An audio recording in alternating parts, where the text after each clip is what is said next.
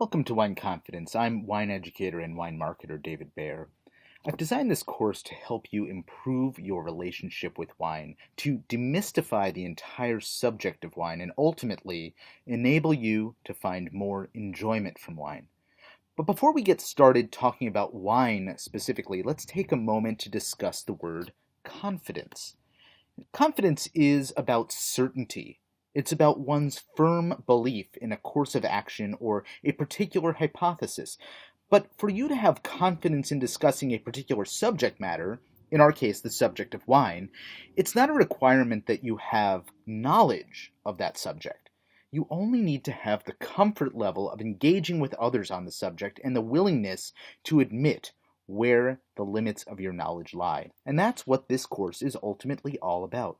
So, have you cringed at the idea of asking for help in a wine shop for fear that you'll be laughed at by the staff for your lack of wine knowledge?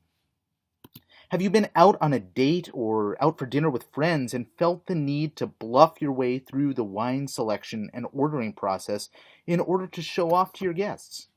Or perhaps you've been out to dinner with business associates, clients, or even prospective clients and been tasked with ordering wine. And although you were out of your element, you felt the need to impress. It's a curious thing about wine and human nature. In these and other similar situations, many of us feel the need to falsely project wine knowledge rather than confidently admit our lack of knowledge, but we still have a sincere interest in the subject of wine. Now, there are plenty of guides and courses out there to teach you the basics of wine, and many of them do it very, very well. So this is not about teaching you wine skills or wine making, wine history, or even wine appreciation.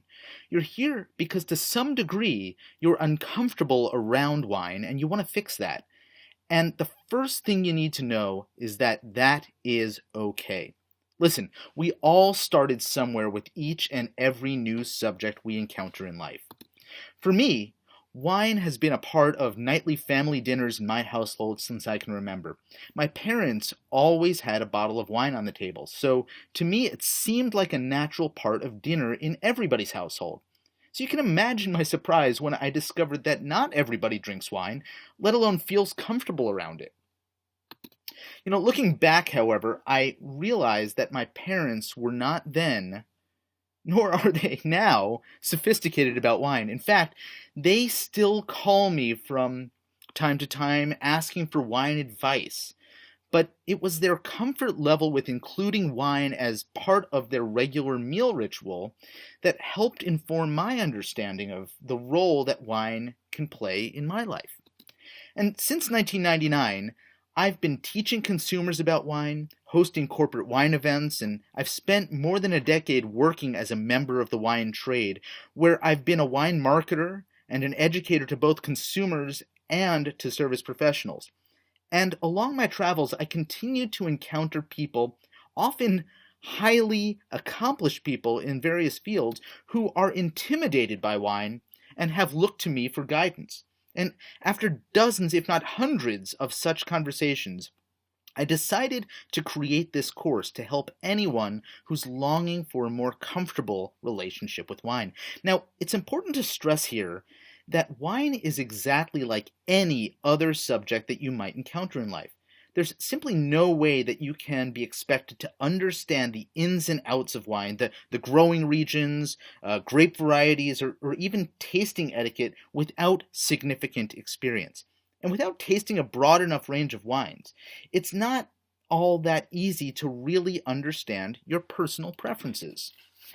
And just like art in a gallery or a museum or opera or even certain types of foods, there are rituals around how we engage with wine that seem to intimidate a lot of us. But at the same time, it's a lot easier to go to a museum or see an opera and say, I just don't get it. With wine, because of the social settings in which it's encountered and the pomp and circumstance around it, in some circles at least, for much of the last century, we seem to think it's a really big deal. Well, the fact is that wine is really nothing special. That's not to say it can't be the basis for amazing memories that it can't produce transcendent experiences at the dinner table or spark dramatic debates among those who make it or those who drink it.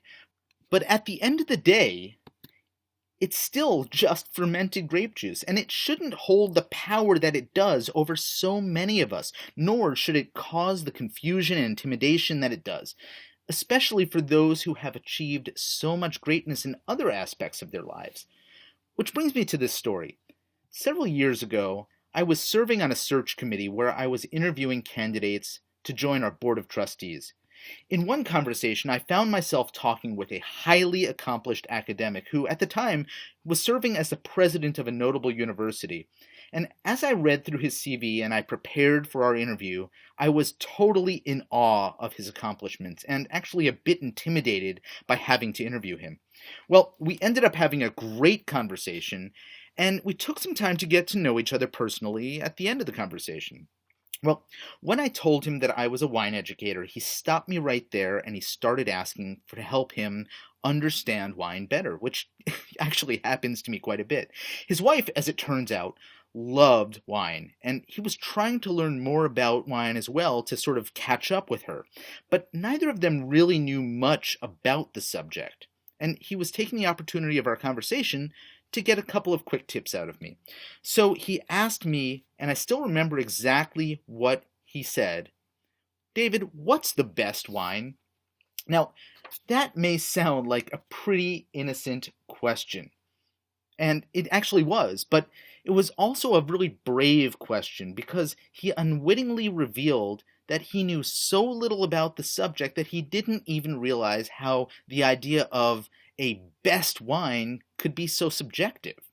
So what started off as a somewhat silly question resulted in a great conversation about how people define the best of anything, how the best actually relates to his and his wife's personal preferences, as well as, what wines are available in their market where he lived and what styles of wine he preferred, if he was drinking it with or without food, and on and on.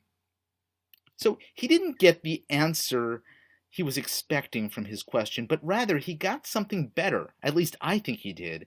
He got a new understanding of how to think about wine and a new vocabulary to use in asking questions that would bring him closer to finding wines that he would enjoy. And that's my goal for you as well.